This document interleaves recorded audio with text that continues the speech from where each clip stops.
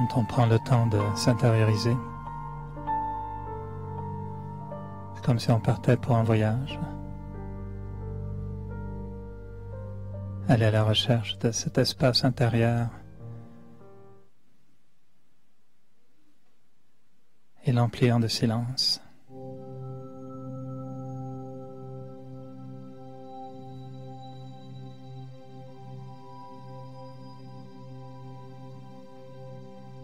Comme si on quittait le bruit des villes, le bruit des inquiétudes et le bruit du passé pour entrer dans un espace de silence.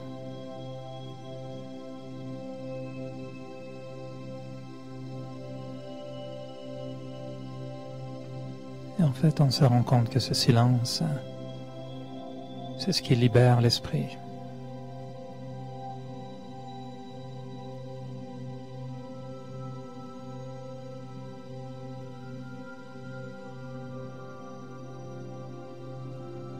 Un esprit libre est un esprit qui peut aussi ne pas avoir à autant penser.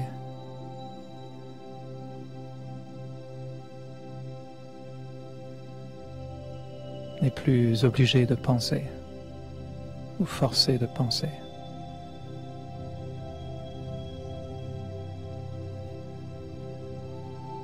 Le silence me libère de toutes les pensées inutiles. Et le silence s'installe.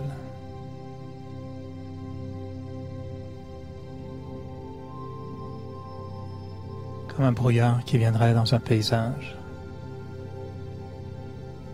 et qui transforme le paysage tout entier en un espace blanc.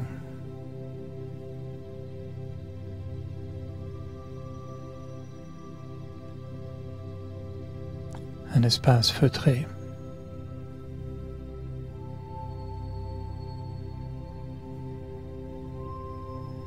Et mon esprit devient cet espace de silence.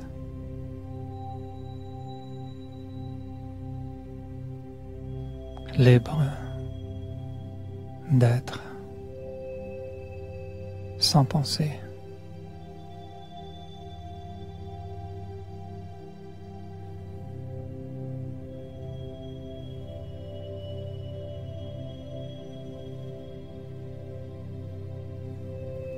Cet espace de silence devient comme un sanctuaire pour l'âme.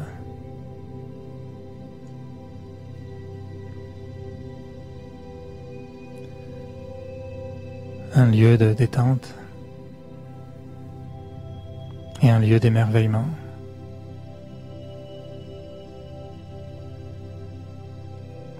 Un espace de silence.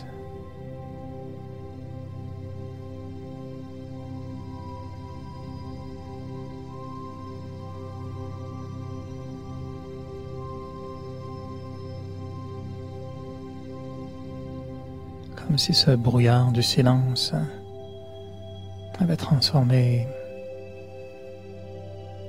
toutes mes pensées, toute ma vision en un espace de silence.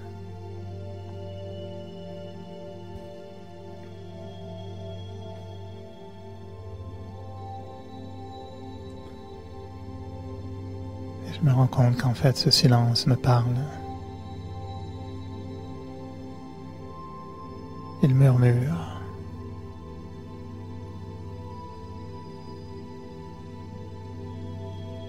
Des pensées voilées, subtiles.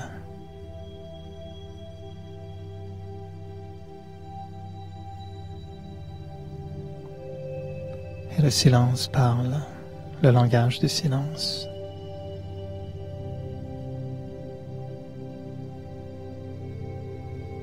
Des mots glissent dans mes pensées. La paix.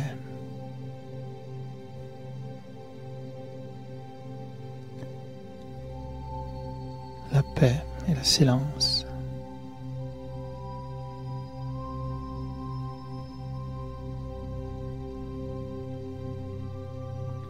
La douceur.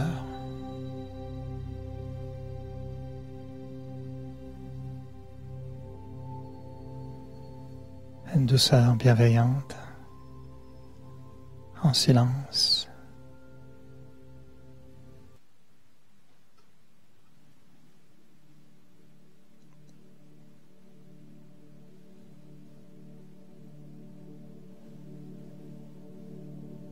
Et ce sanctuaire, cet espace intérieur,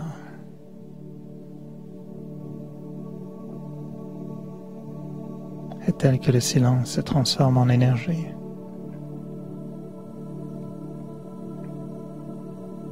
L'énergie du silence.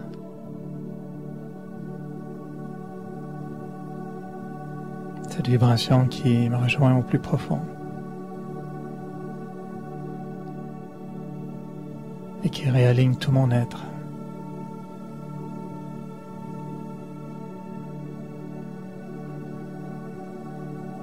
Avec cette vibration de silence.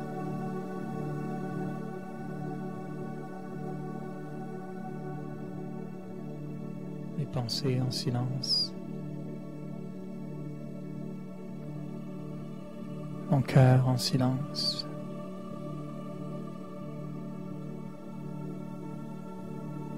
Et ma conscience en silence.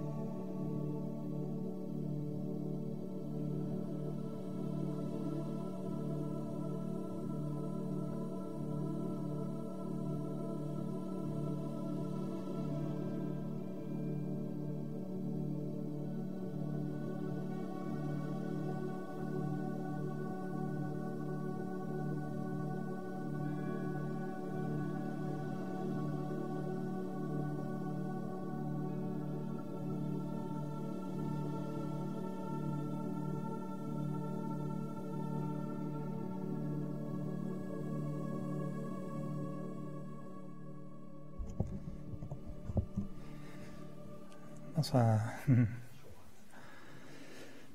Alors, tout le monde va bien? Oui? Vous allez bien? Vous aurez deviné le thème ce soir? Le silence. Pour moi, c'est un thème impossible. Parce que j'arrête pas de parler, alors c'est très dur de rester dans le silence tout en parlant. Mais on peut essayer de parler un peu moins, peut-être. J'aime beaucoup cette notion du silence parce que c'est d'abord au cœur de toute notre pratique méditative. Mais c'est aussi parce que c'est probablement une des puissances qui nous manque le plus. Et je ne sais pas si vous avez déjà essayé de... Surtout sur la rue Saint-Denis, voilà, ils sont tus là, mais les machines, quand elles sont... hier soir, on avait une méditation à 6h30. Puis je pense qu'on a capitulé après quelques minutes parce que c'était un tel marteau-piqueur qu'on s'est dit, bon, ben, on va attendre qu'ils arrêtent, on méditera plus tard. Non, le silence, c'est une dimension qui est tellement peu exploitée, je dirais. On aime des fois le silence physique. Ça, je pense que tout le monde est amateur des silences physiques. Aller au bord d'un lac, aller dans la nature, puis apprécier le silence. On aime beaucoup le silence quand le bruit s'arrête. Généralement, quand ta laveuse, c'était une laveuse de 1850 comme la mienne, elle fait beaucoup de bruit. Puis quand elle s'arrête, tu dis, ah, ça fait du bien. Alors souvent, on apprécie ce genre de silence après un certain bruit. Mais je ne sais pas si on connaît tous les bruits de l'esprit, les bruits du cœur, les bruits de la tête, les bruits des autres, les bruits de ses propres turbulences intérieures. Et ça, je pense qu'on les identifie moins comme étant des bruits. Mais techniquement, ça reste que pour l'âme, c'est un bruit. Alors, c'est intéressant de se demander qu'est-ce qui fait du bruit dans notre tête, à part les marteaux-piqueurs et les chiens qui aboient ou les choses extérieures. Qu'est-ce qui fait le plus de bruit? Avez-vous une idée? Avez-vous des choses bruyantes dans votre tête? Qu'est-ce qui fait du bruit dans votre tête? Est-ce qu'il y a des grincements, avez-vous des vis mal vissés ou des vis trop vissés qui font mal? Les vis, c'est pas bon hein, dans l'âme. Ça peut faire du bruit. Qu'est-ce qui fait du bruit dans la tête? La conscience. La conscience. Les expériences passées. Les expériences passées. Il y a de l'écho. Ça refond surface. Qu'est-ce qui fait du bruit dans vos têtes? Si vous deviez mettre un bouton mute, comment dire, sur le mode silencieux. Les mauvaises pensées. Qu'est-ce qui fait du bruit?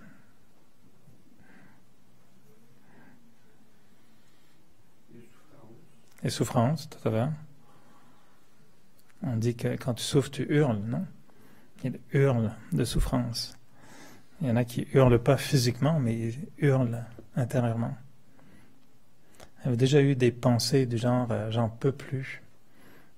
Il y en a qui ont déjà dit à Dieu « ok, là tu peux te sortir de ta grotte et venir faire un petit tour parce que si j'ai besoin ». Non?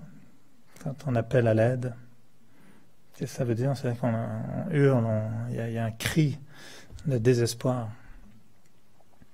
Donc il y a le bruit des pensées. Qu'est-ce qu'il y a d'autre comme bruit? Il y a des travaux chez vous, dans la tête? Est-ce qu'il y a des marteaux-piqueurs et des grues qui font leur travail, qui essayent de travailler sur ce qui se passe dans la tête? Il y a des bonnes choses, des plans, faire des plans. Il y a des faire des plans. Ça fait pas de bruit, là. Non. Il y a des pensées qui sont agréables, qui sont pas nécessairement des bruits. Dans ma tête, à moi, il y a 3 types de bruits. Et je les connais bien et je sais les reconnaître l'un et l'autre.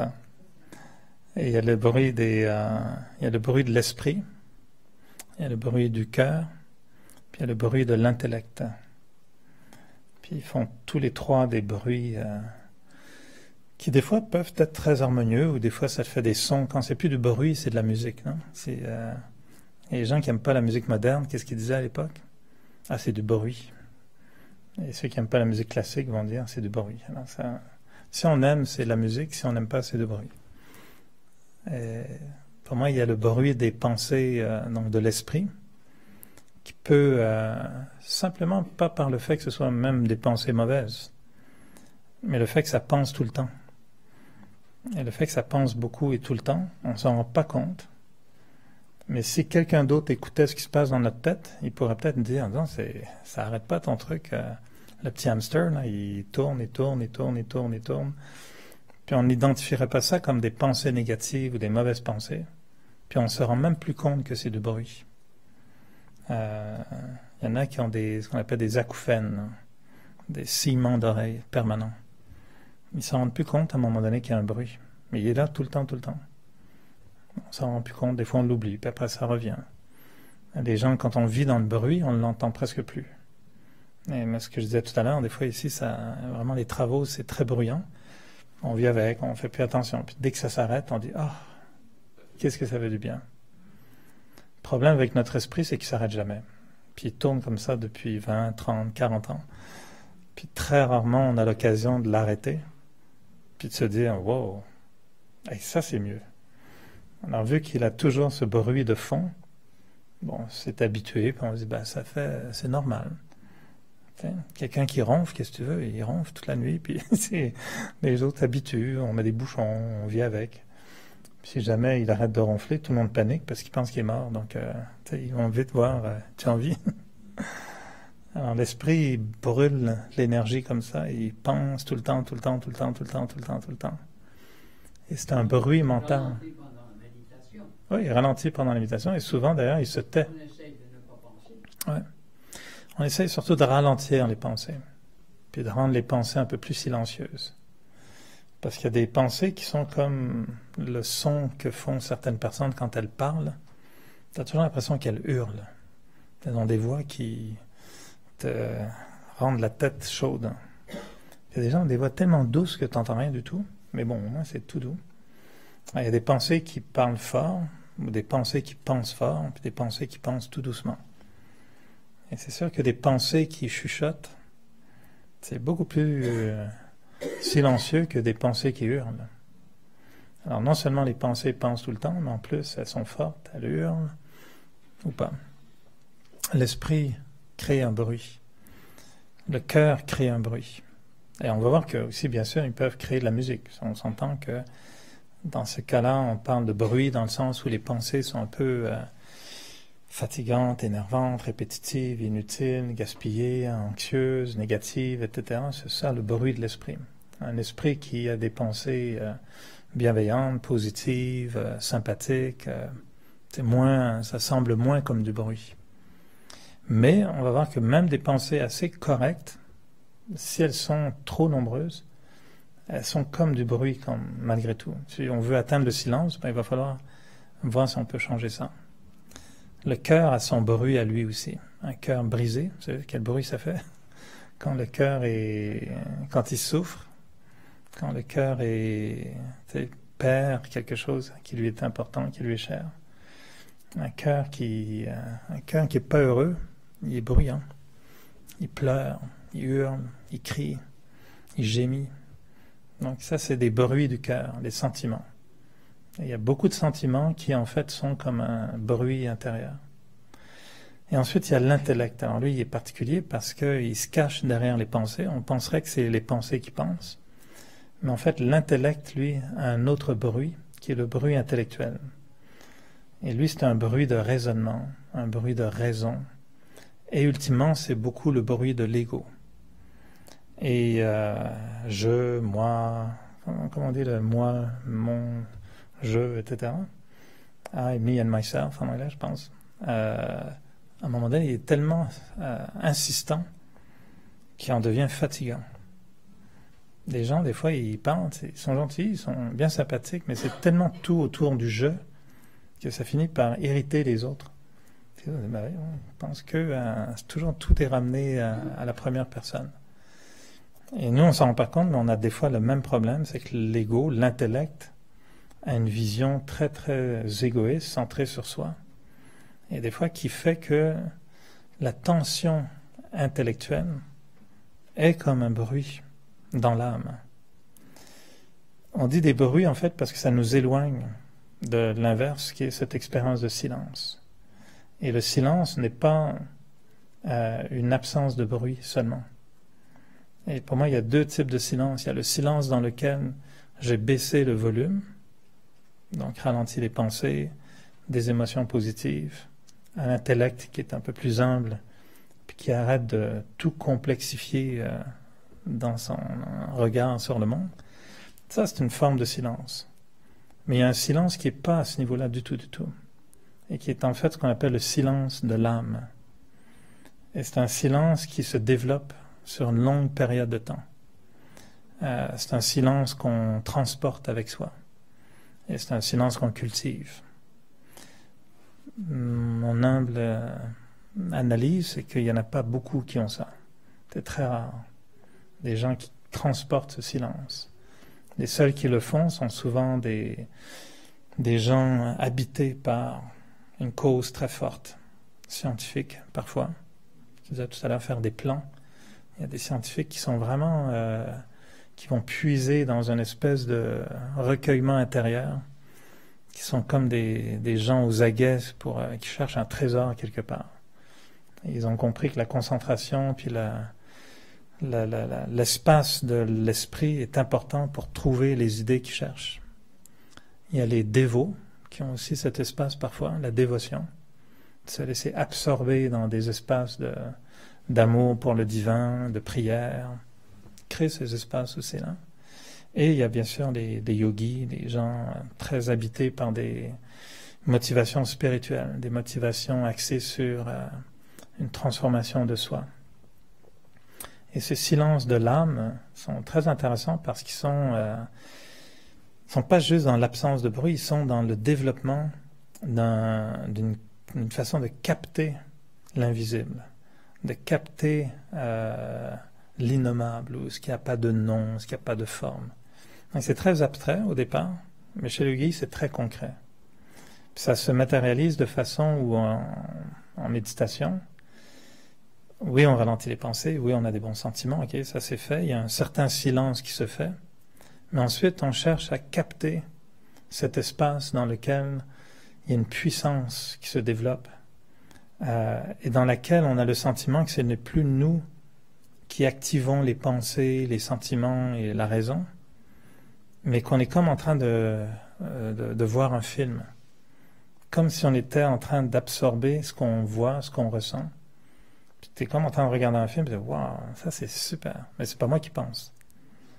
Et ce silence-là, on pense qu'il est véritablement à l'origine de l'existence même de l'âme. Et le concept qu'on a, par exemple, dans la philosophie du Raja Yoga, c'est que l'âme, donc une énergie vivante, éternelle, très puissante, vient dans un corps, s'incarne, on appelle ça, on s'incarne dans un corps. Donc l'âme crée ce lien avec la matière, connecte avec l'ordinateur du cerveau, apprend, donc quand on est jeune, etc., l'attitude comportementale, langage, culture, etc. Et là, l'âme est capable de parler, de dire, de faire des choses.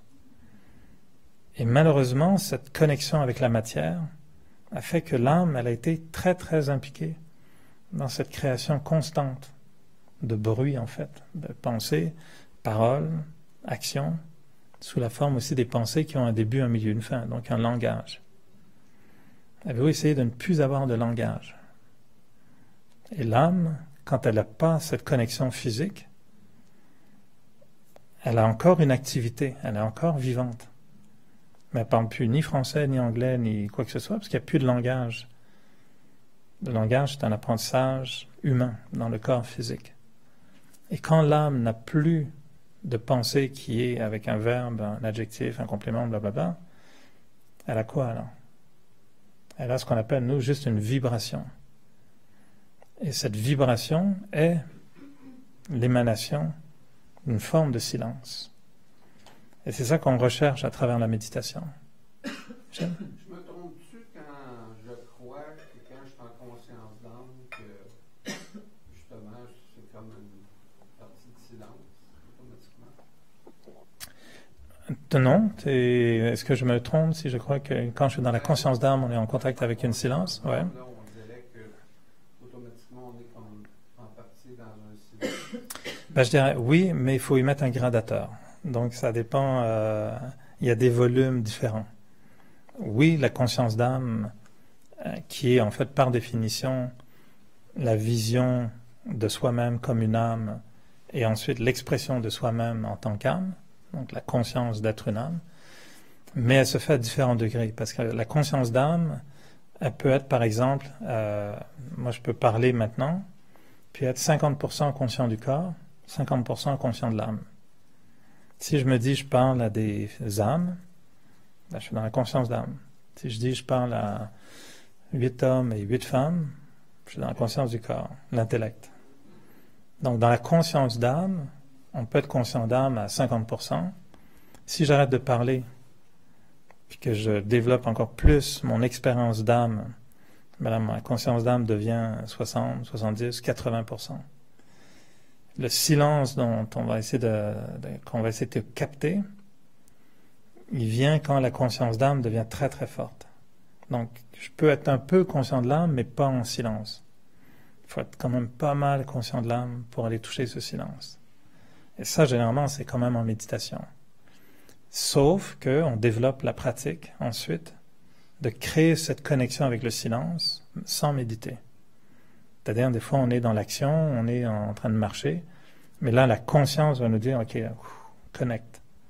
Et des fois, on marche, puis c'est là où moi, je décris souvent cette expérience-là, où je me surprends en train de marcher vite, en train d'être tendu. Des fois, on voit des gens dans la rue, tu sais, ils marchent, puis ils ont vraiment un visage crispé, tendu. Puis moi, des fois, je dis, oh, ça a l'air... Puis après, tout de suite, je me dis toujours, et toi, t'as l'air de quoi? Et là, des fois, je me dis, ouais, je suis pas en train de sourire non plus. Puis des fois, je me surprends, tu sais, un peu comme ça. Puis je me dis, si on me prenait en photo à ce moment-là, peut-être que j'aurais l'air tout aussi tendu et stressé que quelqu'un d'autre. Alors à ce moment-là, quand on devient conscient, on se dit, oh, je fais quelque chose. Et souvent, j'aime bien, moi, me surprendre comme ça. Puis regarde, calme-toi. De baisser le rythme. Puis de tout à coup vite refaire le contact avec ce silence intérieur. Et pour moi, la plus belle image, c'est d'être un porteur de silence. On peut dire des fois porteur de lumière aussi, mais c'est aussi d'amener une vibration de silence. Et ça, l'âme en général aussi, le cœur, l'intellect, mais c'est l'âme au complet. C'est la lumière, c'est vraiment la lumière de l'âme.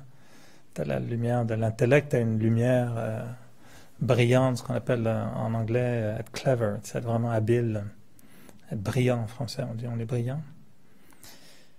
Mais on a cette expérience quand, moi en tout cas en vieillissant avec la méditation, je me rends compte que des fois on peut transporter avec soi cette vibration, cette énergie de silence.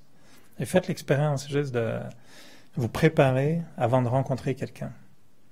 Puis des fois, souvent, les gens disent « Ah, j'attends quelqu'un, il s'est né, on fait tout, on s'agite. » Alors qu'en fait, c'est peut-être l'inverse qu'il faut faire.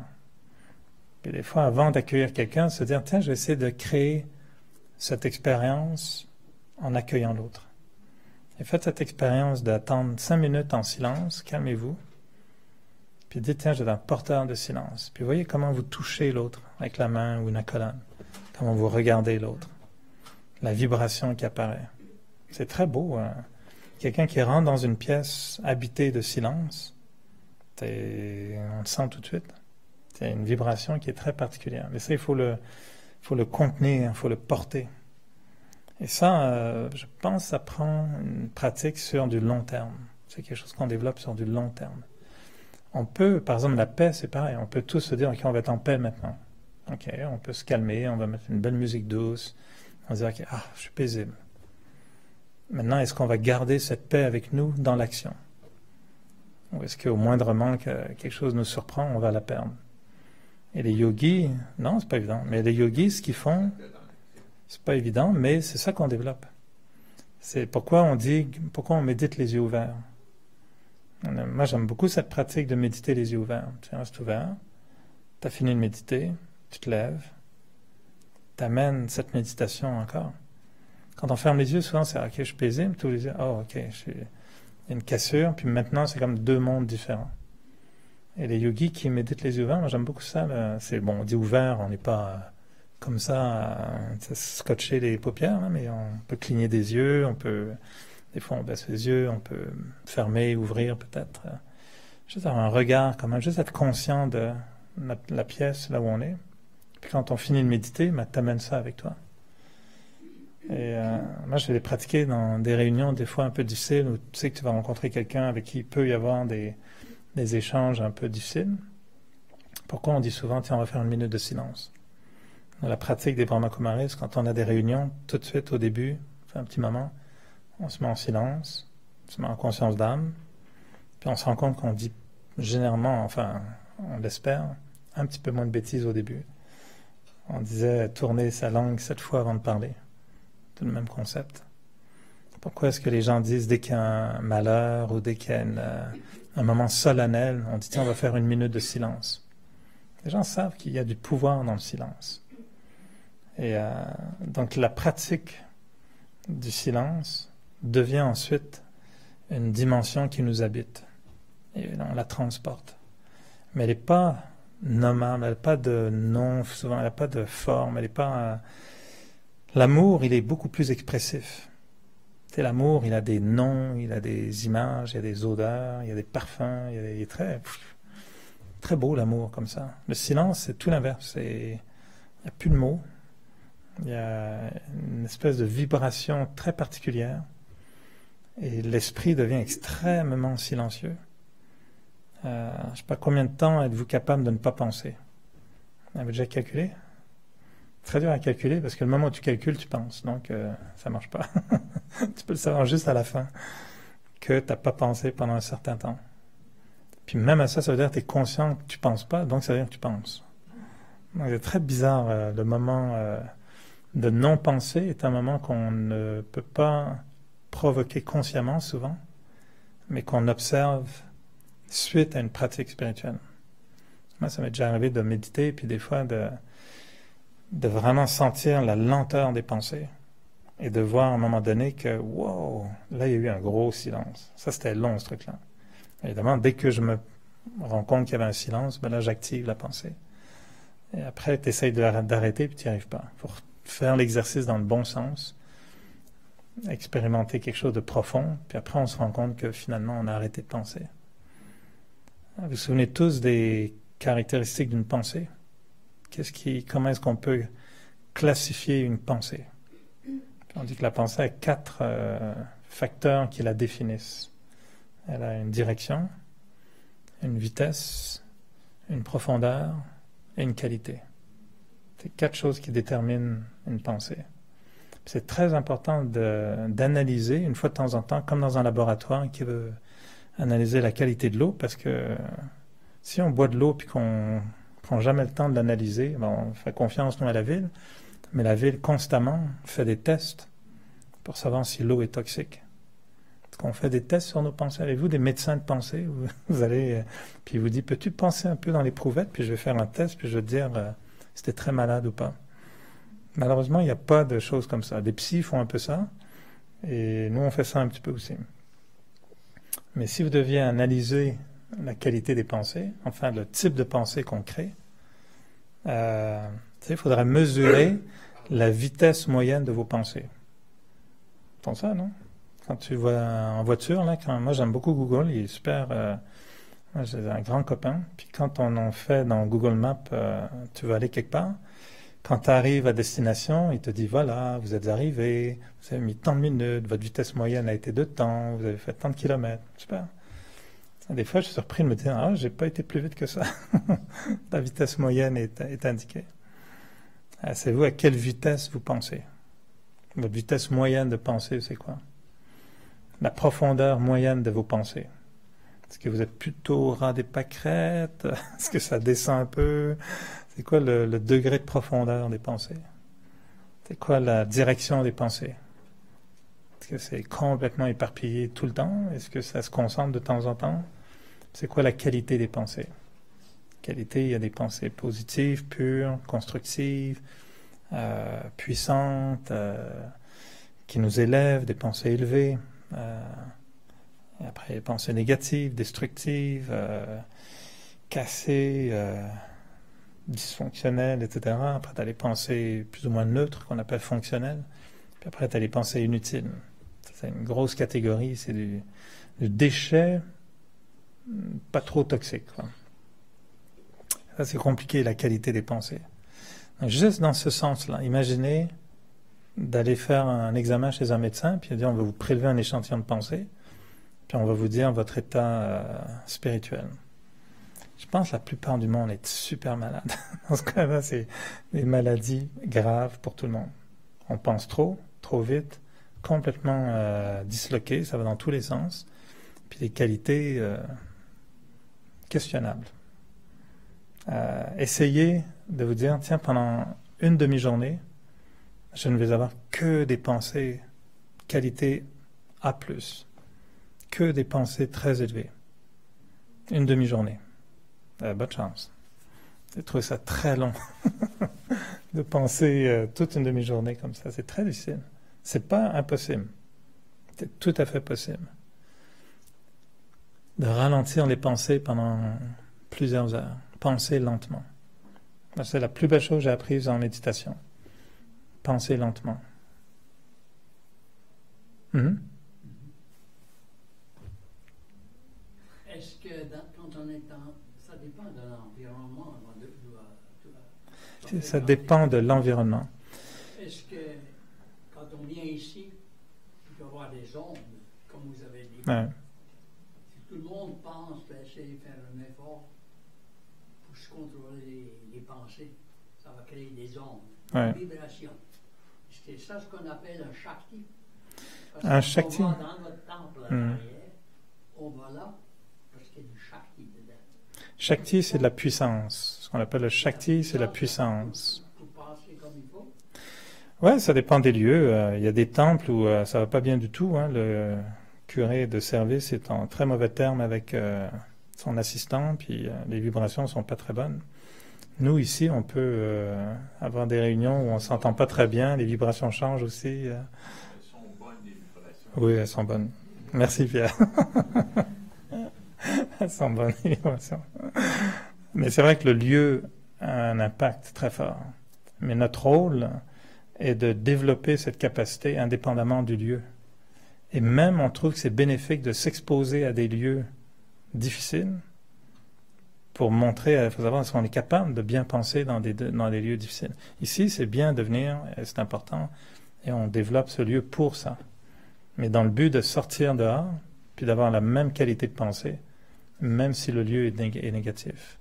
Ça a donné naissance à cette image du lotus. Toute la philosophie ce qu'on appelle la posture du lotus, c'est ça, c'est dans un environnement négatif, des eaux marécageuses, sales. Puis le lotus touche pas l'eau. Puis il crée une des plus belles fleurs avec un parfum très doux. Et nous, on se dit toujours, il faut qu'on soit comme des fleurs de lotus dans un monde très négatif. Et en fait, on se dit que si on ne passe pas nos examens, comment est-ce qu'on va savoir qu'on est des saints? C'est très bon de se retrouver dans des... Ben, c'est très bon. Rephrasons ça. Disons que ça peut être très bénéfique de se retrouver dans des situations difficiles, puis de se rendre compte qu'on arrive à traverser cette situation difficile tout en maintenant une position mentale saine. Ben là, on a progressé. Et non seulement on doit arriver à ça, moi je dirais on devrait même aller plus loin et être capable, dans des situations difficiles, d'être une aide pour les autres. Et d'être tellement fort mentalement qu'on peut même influencer les autres à rester positifs dans une situation négative. Ça devient vraiment le travail du yogi, quoi. Pas seulement pour soi, mais pour les autres aussi. En ce moment, en tout cas, je pense beaucoup à tous ces gens qui sont sinistrés à cause des inondations. C'est terrible. Je me dis tous les jours que j'ai vraiment de la chance d'habiter un 3e étage, peut-être, mais d'être... j'ai pas à gérer ça en ce moment. Là. C'est pas facile hein, de gérer un monsieur qui racontait, il a tout perdu, sa maison, tout. Puis il a dit, maintenant, on me demande de remplir des formulaires en ligne. Ben, j'ai ni ordinateur, j'ai pas de ligne, j'ai rien. Qu'est-ce que vous voulez que je fasse? J'ai plus de maison. Ils prenaient des photos, je dis, les photos, et c'est dur ce qu'ils vivent, quoi, les gens. Et je me dis combien de temps je passe dans la journée à envoyer des ondes à ces gens-là pour dire... si on regarde les nouvelles, puis on fait juste dire « Ah, c'est épouvantable, oh my God, c'est épouvantable, c'est épouvantable », on ajoute des ondes négatives. C'est dur de regarder ça, puis de se dire « Ok, ouais, c'est épouvantable, mais il faut que je donne des ondes positives aux gens. » Qui va le faire autrement? Oui, on pourrait aller aider, d'ailleurs, j'arrête pas de me dire, j'aurais dû aller aider physiquement aussi, mais si on ne peut pas aller physiquement, au moins mentalement, aider les gens par l'esprit. Nous, on croit beaucoup, on appelle ça Mansa Seva. En hindi, c'est ce qu'on appelle le service par la pensée, le service par l'esprit. Tous les dimanches, c'est ce qu'on fait le soir. On aime beaucoup la méditation dans laquelle tu envoies des ondes. Là, on devient lumière. Là, tu deviens phare, puis tu envoies ça à travers le monde.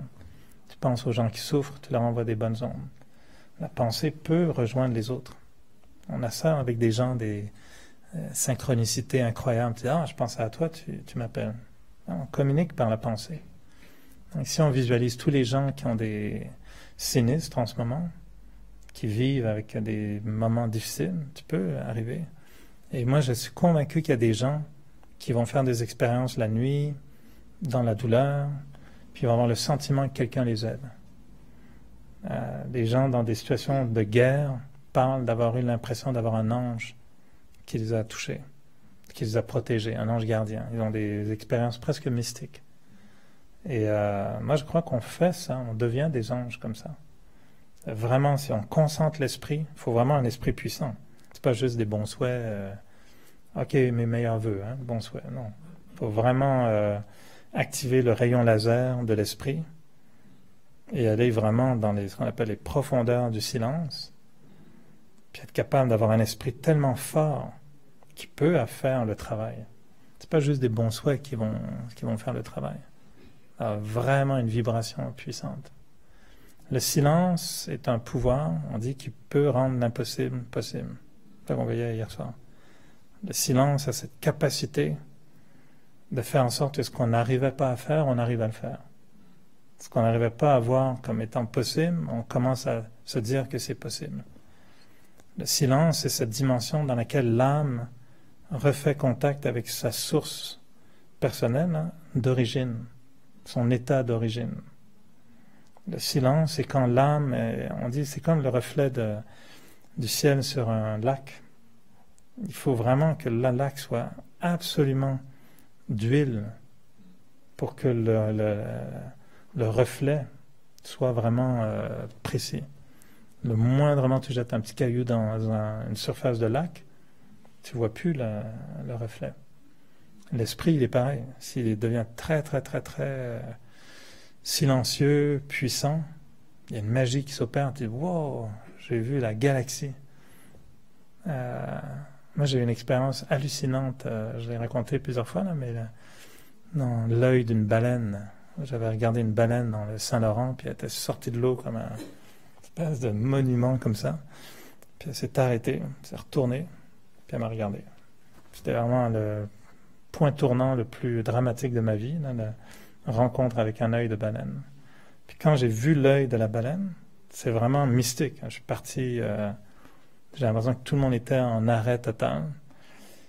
Puis dans l'œil de la baleine, je vous jure, ce que j'ai vu, c'était la galaxie, c'était la Voie lactée, les étoiles, l'univers. Puis j'étais comme, wow, c'était magnifique, tout cet univers qui était là. Et la pensée qui est venue à ce moment-là, c'était de me dire, ne t'inquiète pas. L'ADN de la perfection du monde, que j'avais tellement peur qu'on ait perdu, j'avais tellement l'impression qu'on sabotait la planète, qu'on tuait tout le monde, qu'on détruisait toute la beauté à laquelle j'étais tellement attaché. C'est comme la pensée disait, l'ADN de ça, la recette pour la perfection du monde, t'inquiète pas. Elle est placée là, en sécurité, dans l'œil de la baleine. C'est comme, wow, ok, je fumais pas, hein, c'était pas, j'avais rien, cannabis, c'était pas légal, on faisait pas ça du tout. Mais quand j'ai entendu ça, d'où ça vient, aucune idée. Vraiment le sentiment que le monde s'était arrêté. C'était dans l'œil de la baleine, je voyais ces étoiles partout. Puis je me disais, quelle beauté. Puis cette pensée de me dire, la perfection, elle est là. T'inquiète pas, c'est préservé. Puis je sais pas si vous avez déjà regardé un œil de baleine de près, c'est assez particulier, c'est un gros poisson. Puis la baleine, c'est comme si elle avait fait, enfin elle n'a pas fait un mouvement de tête, là, j'exagère, mais c'est comme si elle disait, puis t'as compris? Elle a fermé l'œil, elle est repartie. Puis la personne qui était à côté de moi, mais à un demi-mètre de moi, là, elle m'a dit, c'est toi qui l'as regardé. Hein. Je dis, ouais, c'est moi qui l'ai regardé. C'est vraiment de l'autre, ça a été la première parole, c'est, elle t'a regardé toi, hein. Avec un peu de jalousie, je pense, mais... Et l'impact de ça, pour moi, ça a été 3 jours de silence. Je ne pouvais plus parler. C'était plus fort que moi, là. D'ailleurs, c'était dommage parce qu'on était en vacances, puis ça n'a pas beaucoup plu à l'autre personne qui n'était pas du tout intéressée à 3 jours de silence. Puis je dis, écoute, je ne peux plus parler, j'ai plus envie de parler. J'ai plus rien. La baleine a comme mute, elle me fait un espèce de silence. Et je fumais beaucoup la cigarette à l'époque, et j'ai jamais touché une cigarette après. Et j'ai essayé d'arrêter 3 millions de fois, jamais réussi. La baleine est repartie dans l'eau, j'ai jamais touché une cigarette de ma vie après. Il y avait une espèce d'impact tellement fort de ce moment-là unique. Puis pour moi, ça a été ça le déclenchement de toute ma démarche spirituelle. Ce jour-là, j'ai dit dans ma tête, je veux être pur. Puis là, ça fait très peur. Là, déjà, silence. Après, pur. Alors, c'était comme, si tu vas faire, tu vas être moine, là, c'est ça? Je sais pas. Je vais être pur. J'avais aucune idée de ce que ça voulait dire. Hein. C'était bien avant l'époque où tout était pur. Maintenant, sur shampoing pur, tout est pur maintenant. Commercialisation de la pureté. Mais tout ça pour dire que l'impact avait été quoi? Ça a été le silence. C'était d'entrer dans un silence où j'avais capté que ce silence était magique. Que ce silence décelait un code sur l'existence que la parole n'arrivera jamais à traduire. Comment on dit? Le silence est d'or, c'est ça? La parole est d'argent. Et le silence a cette capacité de nous faire voir l'invisible, de nous faire comprendre l'incompréhensible, de nous faire croire au possible quand c'est impossible. C'est ce silence-là qu'on recherche dans la méditation, ce moment de silence. Et on a cette conviction qu'il y a une source puissante, qu'on appelle Dieu, l'âme suprême, qu'on appelle l'océan de paix. Ce n'est pas un océan physique, c'est juste que cette vibration suprême, c'est la vibration de référence, qui peut être absolument parfaite, pure, silencieuse. Et si on touche cette vibration, puis honnêtement on la touche rarement, peu, c'est très court, mais c'est une référence. C'est souvent ça qui est dit, c'est ça que je cherchais.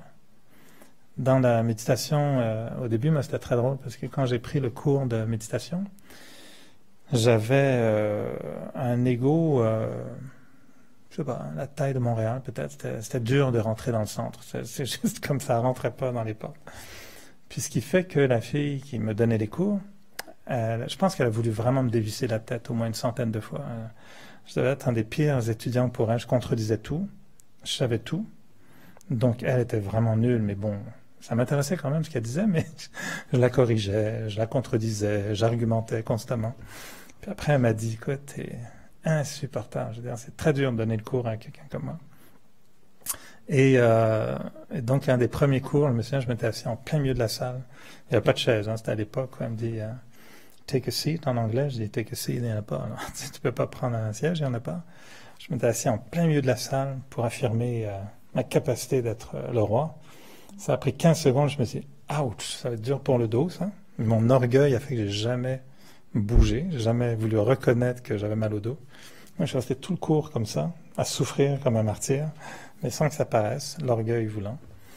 Et elle me racontait plein de trucs, puis je disais, ouais, mais c'est pas possible, mais pourquoi? Puis qui t'a dit ça? Puis t'as des preuves, puis ça coûte combien? Puis tu vas me demander plus. En tout cas, vraiment, elle devait avoir aussi hâte que je sorte, que moi j'avais hâte de sortir aussi.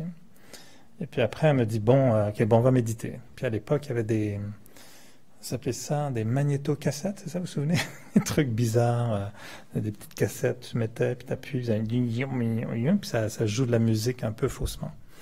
Elle me joue une cassette, et donc on les a encore, les premiers commentaires français qui ont été créés par les Brahma Kumaris. Musique qu'on appelle d'ascenseur, puis moi j'étais vraiment une oreille musicale. Dès qu'elle commence à jouer ça, ça m'a fait comme, quelle horreur cette musique, mais tu sais, c'est musique d'ascenseur, d'aquarium, c'est pas de la musique, ce truc. Alors déjà, ça partait mal de la méditation.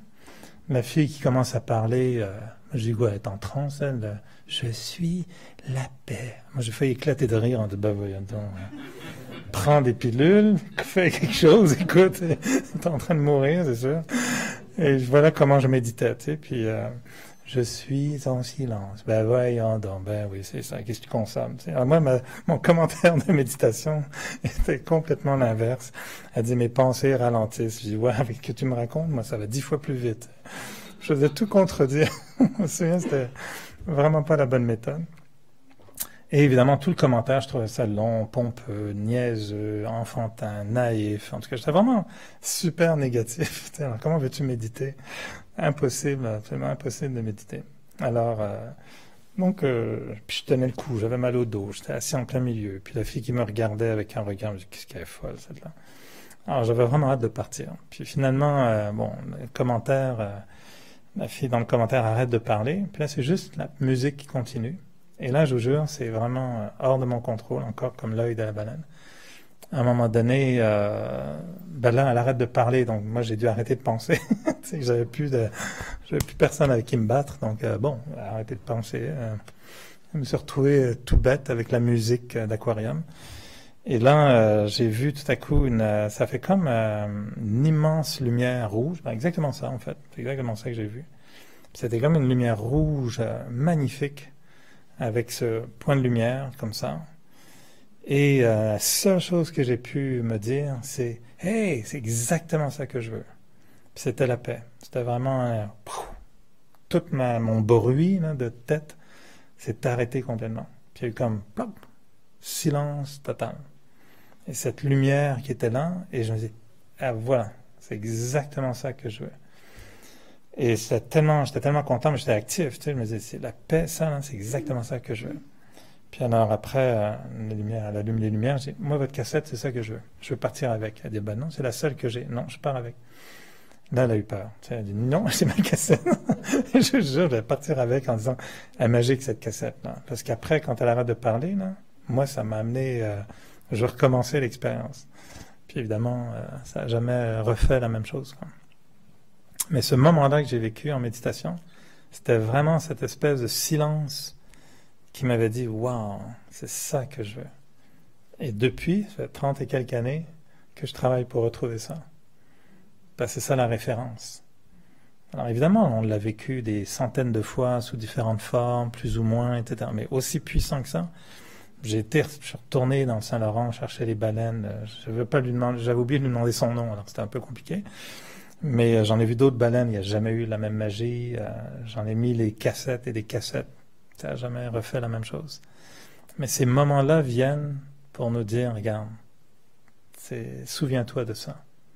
Et je pense que l'âme, une fois de temps en temps, est connectée avec son origine, avec sa source, avec comment elle est à l'origine.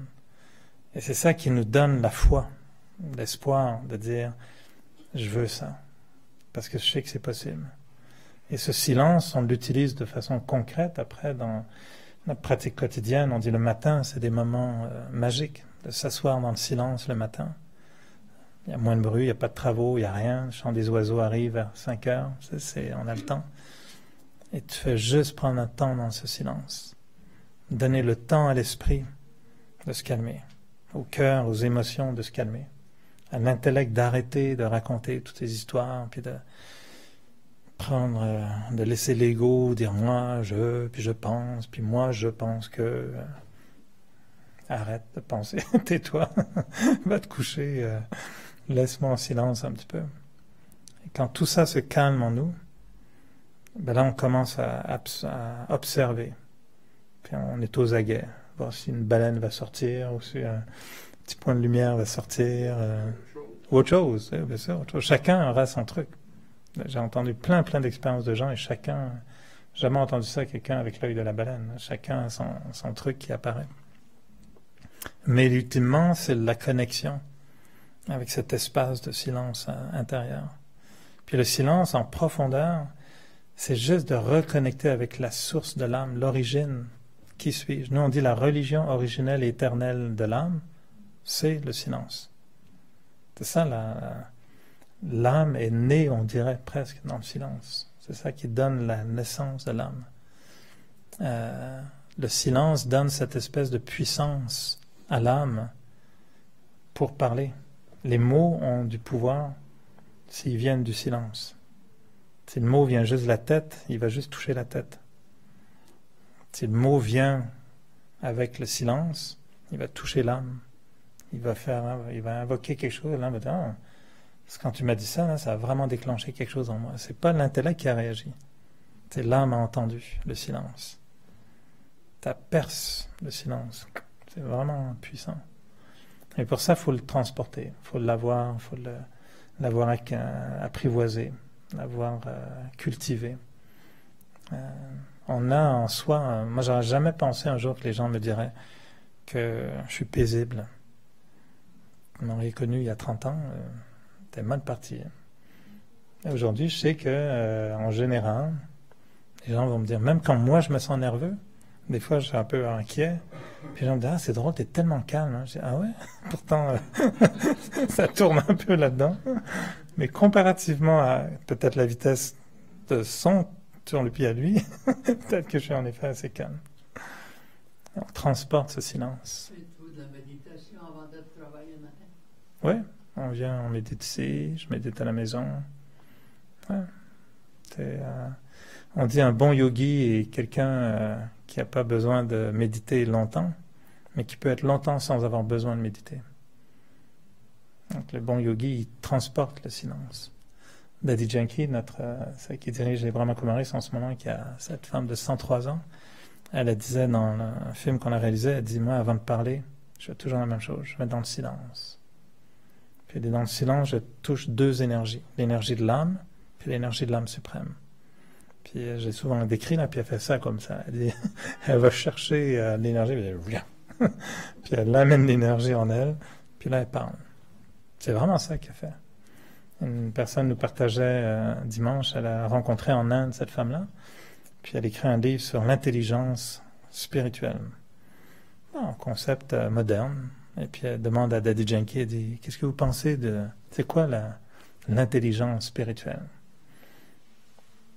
Elle la regarde. Puis elle dit rien. Puis son assistante lui dit, vous inquiétez pas, elle pense, elle réfléchit. Sinon, oui, je vois ça. Puis elle dit comme ça, elle dit rien. Reste en silence, elle la regarde. Puis après, elle dit juste deux mots en anglais. Inner light. La lumière intérieure. Comment? Inner light. Lumière intérieure. Intelligence spirituelle. Je vois ça comme tellement pile. Deux mots. Lumière intérieure. L'âme déclenche cette lumière. L'intelligence spirituelle. Pas de grand discours. Pas besoin d'en faire 3 pages. Pas besoin de répondre avec 1 demi-heure ou 3 quarts d'heure comme je fais tous les soirs. 2 mots. Inner light. OK? C'est tout. Rien dit de plus. Et moi, ça va me marquer longtemps de définir l'intelligence spirituelle. C'est de la lumière intérieure. OK? Très simple. Mais elle fait ça. Elle va chercher le... Puis tu sens, ces femmes-là, elles ont 80 ans, imaginez. Ça fait 85 ans bientôt qu'elle fait ça. C'est 85 ans de pratique. Puis elle transporte ça avec elle. Elle, quand elle arrive à l'aéroport, elle vient d'être à Londres en ce moment. Imagine, à 103 ans, elle a pris l'avion, poup, on va à Londres. Puis là, on l'invite aux États-Unis le 24 mai. Et elle, quand elle arrive à l'aéroport, c'est toujours fabuleux parce qu'elle arrive, bon, maintenant elle est en chaise roulante, mais quand on allait la chercher à l'époque, elle marche, elle arrive. Puis là, elle va s'arrêter devant nous. Puis elle s'arrête, puis elle regarde tout le monde.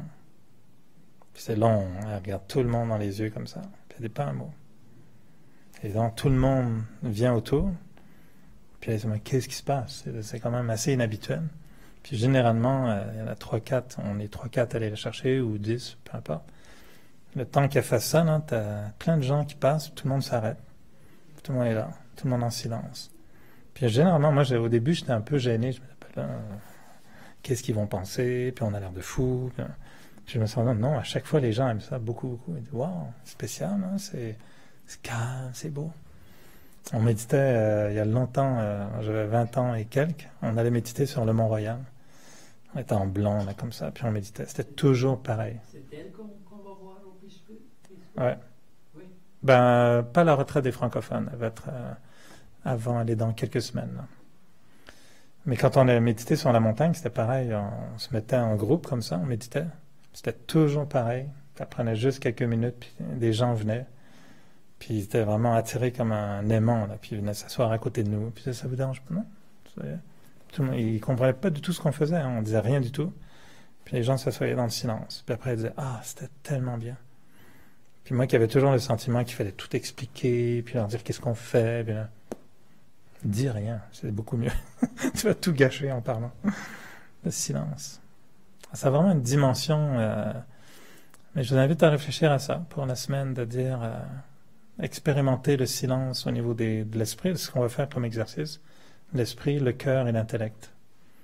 Trouver comment ces trois dimensions-là peuvent partir en silence. Puis après, d'essayer de sentir, invoquer ce petit moment magique dans lequel vous allez dans cet espace où on observe, puis on attend. Moi, ma relation avec l'âme suprême, c'est de se dire, J'avais parlé à une amie une fois, puis j'ai dit, comment tu médites toi le matin? Puis elle me dit, ah, ben, le matin, faut que tu te prépares. Elle dit, je me prépare. Elle dit, c'est pas rien de faire appel à l'âme suprême pour qu'on se rencontre. Elle dit, moi je prépare. Je prends mon thé, j'attends le moment propice, je prépare la salle, je mets une bougie, j'attends. Je sais qu'on se prépare pour une rencontre. Moi, j'ai tendance à sortir du lit, tout ébouriffé, m'asseoir des pieds. Alors, tu viens, ça va, t'es bon? Elle dit, non, non, tu te prépares. Puis quand t'es prêt, tu t'assois, puis t'attends. Puis tu vas voir tu vas sentir la présence. Et depuis, ça fait quelques années qu'elle m'avait dit ça, depuis je fais ça maintenant. C'est vraiment spécial le matin. Et t'as cette espèce d'aura de silence qui est là. Et moi, vraiment, je suis gâté avec ça, je m'endors vraiment jamais en méditation. J'ai pas le réflexe de m'endormir. Si je m'endors, je vais me coucher, c'est tout. J'aime pas cogner des clous. Donc, je médite ou je dors, mais je fais pas les deux. Et donc, tu es là, t'attends. Puis des fois, là, tu sens que ça se calme. Puis à un moment donné dans la méditation, on le sent, là, tu sais, ok, là, bon, c'est pas un œil de baleine qui vient dans mon appartement, mais qu'est-ce que tu veux? Troisième, c'est haut quand même pour la baleine. C'est juste ce moment qui se présente souvent. Puis là, tu dis, waouh, c'est magnifique, ce contact. On essaye de ressentir ça. T'as un chant de baleine peut-être, Christine? Non, c'est ça. J'écoutais ça longtemps, des chants de baleine. C'est très joli.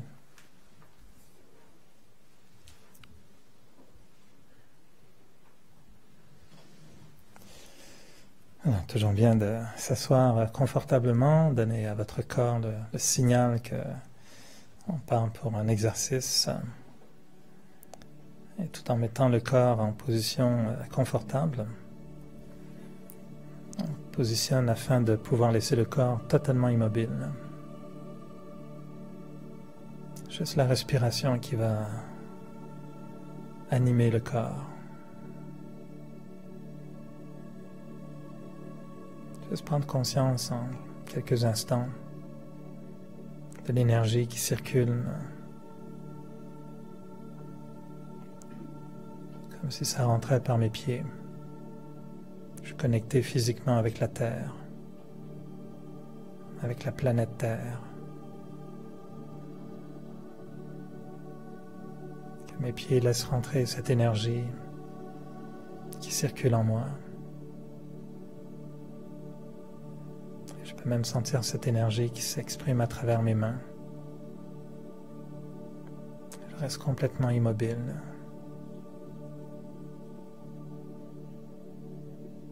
Je détends toutes les parties du corps. Je laisse aller complètement les tensions, même dans le cou, dans le dos. Mon corps est complètement immobile. Figé dans le temps. Et je me détache du corps.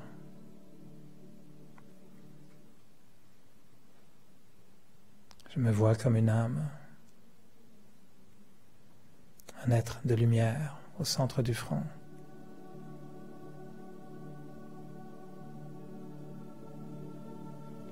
Mes yeux sont ouverts. Je peux voir mon corps.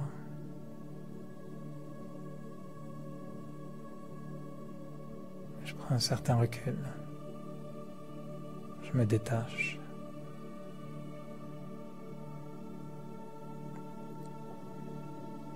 Et au centre du front, je sens cette lumière. Cette fraîcheur. Toute cette beauté de la lumière qui brille. L'âme. La vie.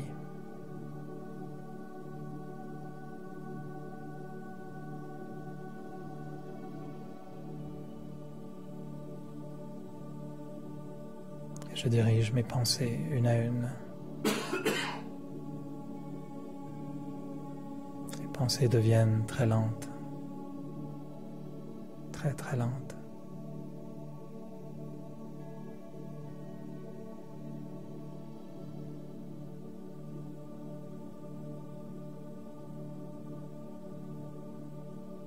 Mes pensées deviennent calmes.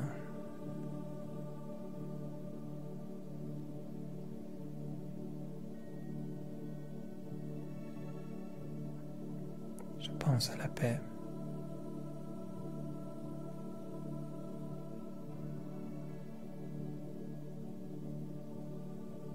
La douceur.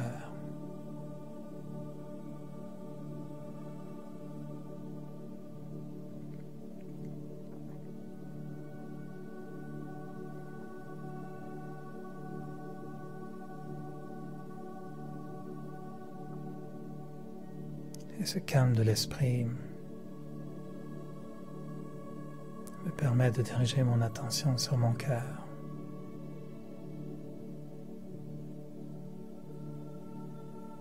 Cette partie de l'âme qui peut générer une telle beauté.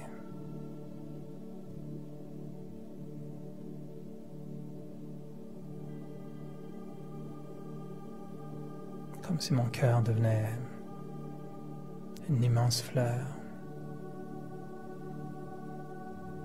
qui émane du parfum.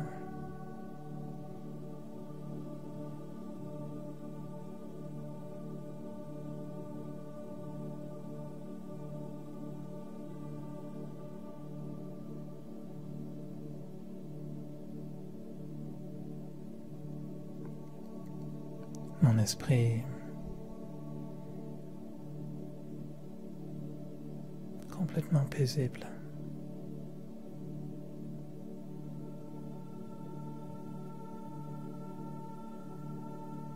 Mon cœur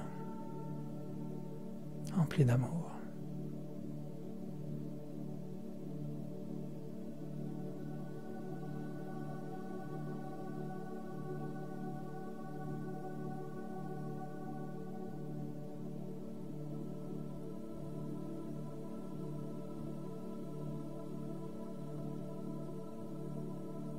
Et l'intellect est dans le lâcher-prise.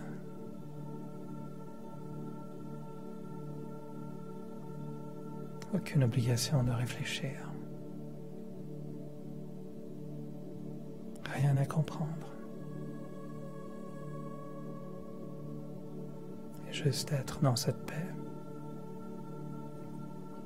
et dans cet amour.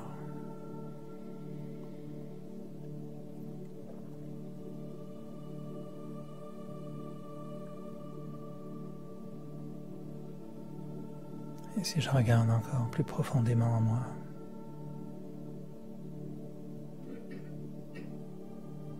comme si cette lumière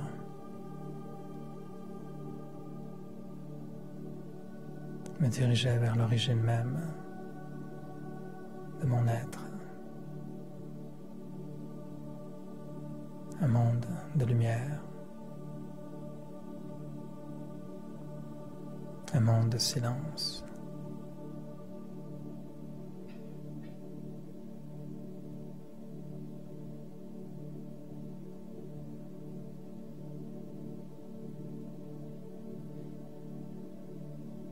J'imagine devant moi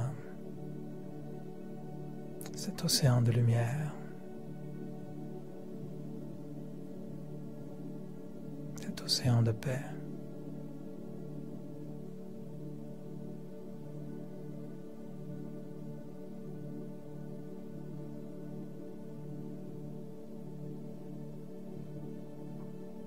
Et je sens cette énergie qui vient à moi.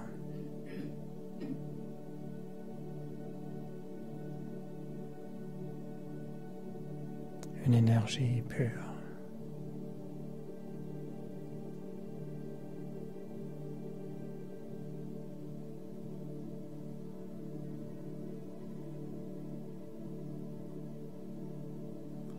Des vibrations de silence.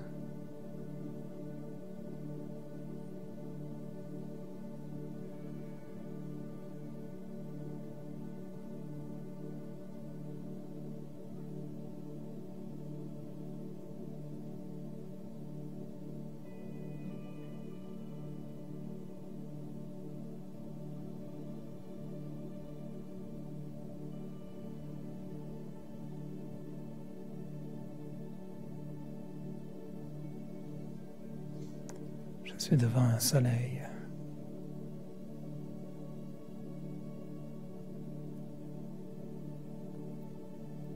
Un océan de lumière.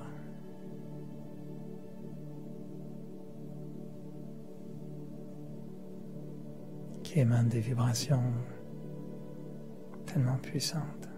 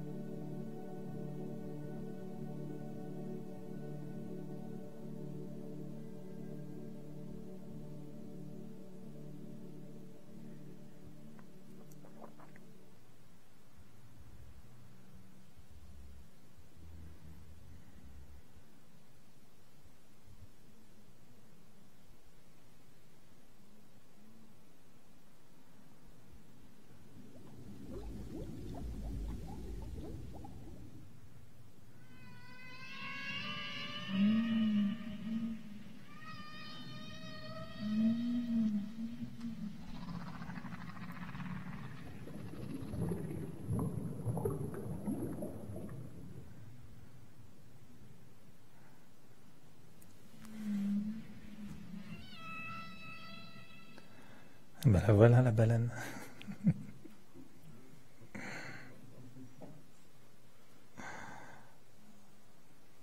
Ça va, vous avez senti une expérience de silence?